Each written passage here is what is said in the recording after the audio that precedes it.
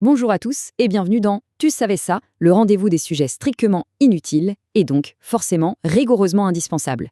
Aujourd'hui, on s'attaque à une grande question existentielle, un mystère qui nous hante tous, la couleur des flamants roses. Allez, c'est parti, on plonge. La question est simple, presque enfantine. Mais avouez-le, on se l'est tous déjà posée en regardant un documentaire ou au zoo. Pourquoi sont-ils roses? Eh bien la réponse, vous allez voir, est bien plus cool qu'on ne l'imagine. Bon, on entre dans le vif du sujet. Et pour commencer, on va tout de suite casser un mythe, une idée reçue tenace. Non, un flamand ne naît pas rose. Pas du tout même. Regardez-moi ça, c'est le jour et la nuit. À la naissance, on a une petite boule de duvet, toute grise ou blanche. Et puis hop, avec le temps, il se transforme en cet oiseau majestueux au plumage flashy. C'est le premier indice de notre enquête. Le rose, ce n'est pas inné, ça s'acquiert. Mais alors comment? Et la clé du mystère, eh bien, elle se trouve dans un endroit assez surprenant. Son assiette. Et oui, tout est une question d'alimentation. On est vraiment ce que l'on mange, surtout quand on est un flamant rose. Alors voilà le nom du coupable, ou plutôt de l'ingrédient magique, les caroténoïdes. C'est un mot un peu scientifique, mais en gros, ce sont des pigments naturels qu'on trouve partout dans la nature. Et surtout dans les algues et les petits crustacés, le plat préféré de nos amis, les flamands. Et ce qui est génial, c'est que ce principe, on le connaît très bien.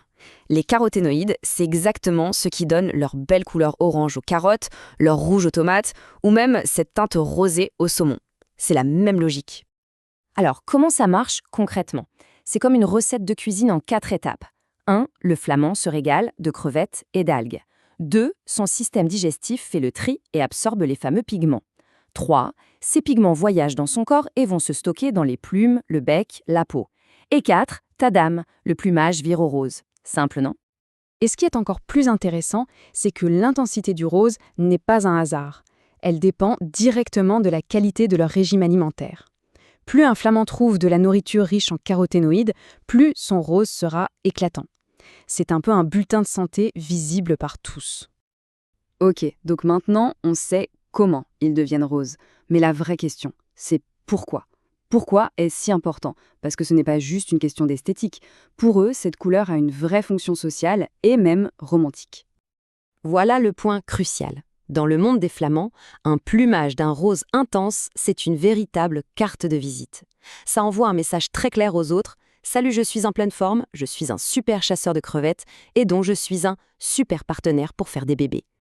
J'adore cette phrase, elle résume tout parfaitement. Être rose vif, c'est leur façon de dire « je suis au top ». Du coup, pendant la saison des amours, ce sont évidemment les plus colorés qui ont le plus de succès. C'est leur atout séduction numéro 1. Mais attention, l'histoire serait trop simple s'il n'y avait qu'un seul rose. En réalité, il n'y a pas un rose flamand, mais bien des roses flamands. Et ça dépend des espèces. Il existe 6 espèces de flamands dans le monde, et chacune a sa propre nuance. Ça va du rose très pâle de notre flamand de Camargue, au rose super intense du flamand du Chili, et ça peut même tirer jusqu'au rouge vif pour le flamand nain d'Afrique. Tout ça à cause de variations dans leur alimentation et leur environnement. Allez, pour finir en beauté, on passe en mode briller en société avec une petite série de faits amusants et surprenants sur nos amis à plumes. C'est cadeau. On commence par l'origine de son nom. Flamand, ça ne sort pas de nulle part, ça vient du mot latin flamma, qui veut dire la flamme. Plutôt poétique comme référence à sa couleur flamboyante, non?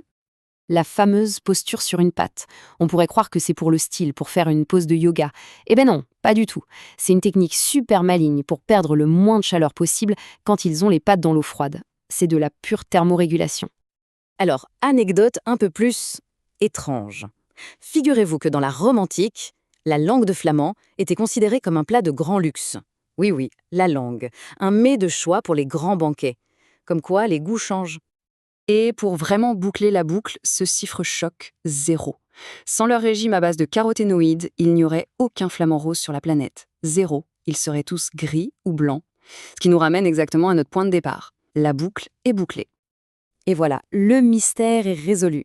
Le rose d'un flamand, ce n'est pas juste une couleur, c'est l'histoire de sa vie, de sa santé, de ce qu'il a mangé. Du coup, je vous laisse avec cette question. La prochaine fois que l'on croisera un flamand, est-ce qu'on le regardera de la même façon? À bientôt pour un nouveau sujet.